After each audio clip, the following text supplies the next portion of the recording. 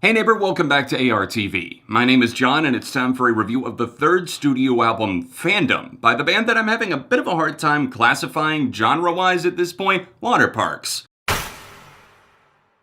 I was introduced to Waterparks in 2016, shortly before the release of their album Double Dare, which remains one of my favorite albums of the decade. It balances so well, not only some pop-punk tendencies, but also pop rock infectious melodies that do not stop. It's an album that I can really come back to at any time, and so many other songs from it. They follow that up with Entertainment, an album that does get a little bit twisted in places it just didn't play to their strengths, and I was worried going into this new album, because even though they've got a very charismatic frontman in the form of Awsten, it can also be a little bit much sometimes. I mean, obviously you probably see the all caps all the time type mentality, but it also does trickle into the music in the past in a very passionate way, and here on Fandom in a very angry way. Zach Cervini is producing this album. He's worked with the likes of All Time Low and 5 Seconds of Summer. I think he's a very good fit for Waterparks because they've always leaned pretty heavily into the pop area of pop punk, if they even ever were that. I think that they've always kind of been punching at the walls of what they could do or else be as a band, what genre would be applied to them. And I feel that pop rock is more suiting, but it's also not a derogatory term. I actually really like Zach Cervini as a producer, and on this album, they definitely elevate. There's a few too many bells and whistles on some of the tracks, but overall, I'm not complaining. The two singles that I heard before the album were vastly different from each other. I heard Watch What Happens Next and Turbulent. It's kind of like a unicorn and a Hot Topic employee. In fact, they do have a few things in common, but at first glance you're like, whoa, what? Awsten really hasn't held back any of his feelings on social media, so it's no surprise that the album pulls a lot of bitter punches. But how did the whole thing turn out?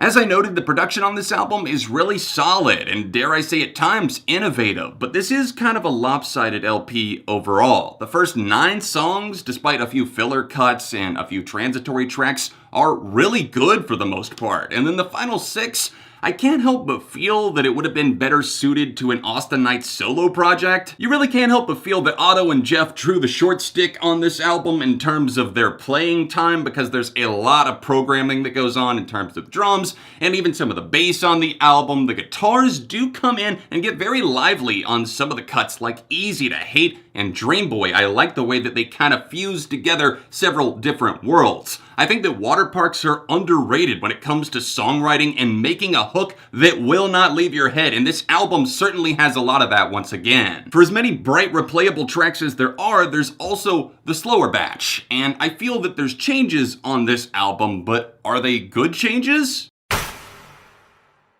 Chin up there, champ. It's not all bad news. In fact, I would say once again, the unmistakable identity and presence is just a charm that breaks through the glass once again. It's a glass that you probably didn't even think would shatter upon first listen. Absolutely, I really did want them to go into more detail on this album in terms of what Fandom means, because the title is kind of misleading. I mean, most of the album is kind of a breakup album. I feel that Dream Boy should have been the title for this LP, as much as Dream Boy is said on the majority of the songs, it almost feels like. I'm exaggerating, but still, Fandom maybe doesn't suit it, because I wanted more commentary if it was going to be titled that, and we do get it on, say, Watch What Happens Next, and a few of the other cuts. There's lyrics that pop up here and there, but not necessarily that many entirely dedicated songs, unless I'm completely missing something. The songwriting is the most consistently great element that I can praise on the entire album Fandom, because Awsten kind of has this knack for pointing out something that might seem ordinary or like it's been written about before, very conventional, and then making you feel like he's right there in the room with you, explaining to you why he feels hostile or why he feels like he's been fucked over. And then we get a lot of those messages passed on, but then there's also the more vulnerable tracks that kind of lose the tude, if you will, and break down the wall. I will say that the album almost feels slightly unfinished, like some of the tracks like Reboot were still in their demo form. I just feel that they're kind of sprinting to the album finish line, like we gotta get another album out. And it's like, take your time, pace yourself. It's all about that. You can't run a marathon all in like one stride. You kind of have to break it down and work your way there. And this album does feel a little bit rushed. Tracklist breakdown time. Easy to Hate is where I'm gonna start, because this is actually my favorite song on the entire album. It's so damn irresistible. I can't stop playing it. It might become a problem. I don't want to play it too much and then end up hating it, but this song wasn't that way upon first listen. It snuck into my ears slowly, and then by the second or third listen, I was singing along to almost every word, especially in the chorus. It does a great job at just kind of reeling you in during the verses, and then that explosive chorus, the backing vocals there, what a song, man! Skipping into the second half of this album, we've got the track War Crimes that kind of has this beep boop sensibility about it that reminds me of, say, 2012 Skrillex in terms of production. It's a little weird, but it's also all mashed up. It feels like different songs colliding. And at times on this album, that can be a bad thing. Reboot is a bad example of that. I think it's the worst song on the record. It's a track that just kind of mishmashes, has kind of weak production. The lyrics seem scattered, but a track like War Crimes actually focuses in and takes multiple things, multiple ideas, and they find a way to work in this deep bass and also just a racing sensation that gives some commentary on the idea of fandom and being looked up to and so many expectations being placed upon you. Speaking of expectations, my god, Turbulent is angry, but it's gotten better and better, especially in the context of the album. Obviously, with Turbulent being the first song that we got on the album, Watch What Happens Next was the second, and right before that, in the context of this album, we get the intro track Cherry Red, which I want to be longer. That's a really good song. It just kind of twinkles you in, and obviously there's a loop at the end of the album with the final song, I Felt Younger When We Met. That leads back into Cherry Red, and it's so catchy with the way that he sings, Cherry Red, you know I'd die for you. And then it's obviously talking about maybe how he felt before his heart got stomped on. It wasn't a good breakup. I think anybody with half a brain can get that from listening to Fandom. But after that, we move into Watch What Happens Next, and that song remains extremely vital to this album actually functioning properly. This is an incredible song with some great dominating guitars, and the chorus just does not leave the back of my head. There's plenty of filler to line this album to and drag parts of it back down. Group Chat was funny, although it was just kind of there. It reminded me of The Lonely Island a little bit, which isn't a bad thing. Huge fan of them. And then we got Zone Out, which again just kind of repeats the Dream Boy thing, reminding me of why I feel that this album should have been called Dream Boy, I feel like.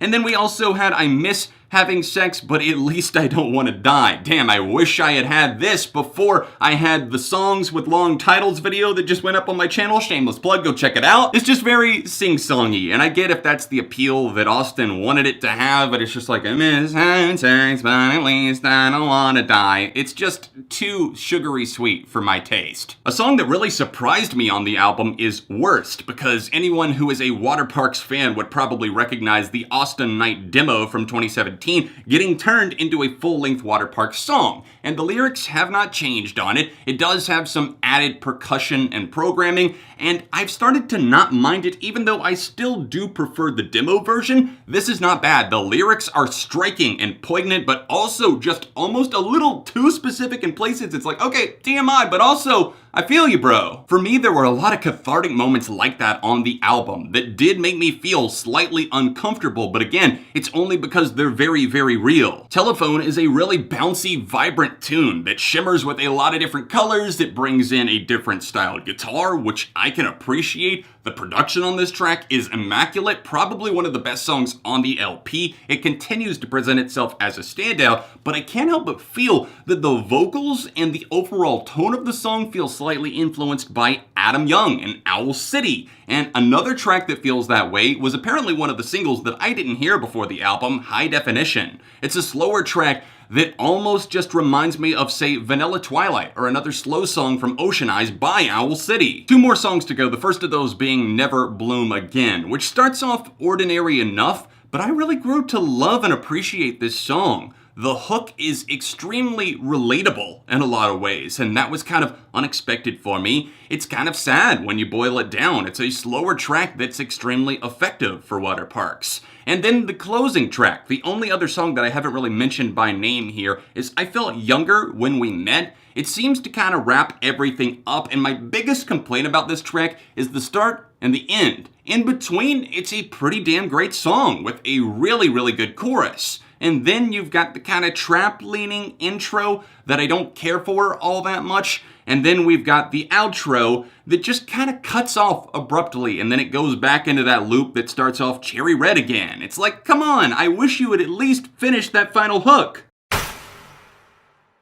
As much as I may dislike some of the choices that were made on this album and others that I just feel were frustrating because there were things working in the favor of certain songs and then they just felt messy or unfinished as a whole, I have to admit that there's more good than bad for sure on Fandom. Overall, I am enjoying this project. I would love to know what you guys think. I think it's an uptick in quality from Entertainment, although they haven't even gotten close to the quality of Double Dare. But for me, this is a 3.5 out of 5. So sound off your thoughts in the comment section down below, and don't forget to drop a like on the review while you're here. If you want to check out another Waterparks review, then tap this link right over here, or tap here for another recent video I put up on the channel. All of my social media accounts, including my Patreon, if you would like to help support, can be found in the description down below. I've got new merch out now to celebrate 10 years, so go pick up a shirt and help support the channel. I'll see you soon for more right here on ARTV.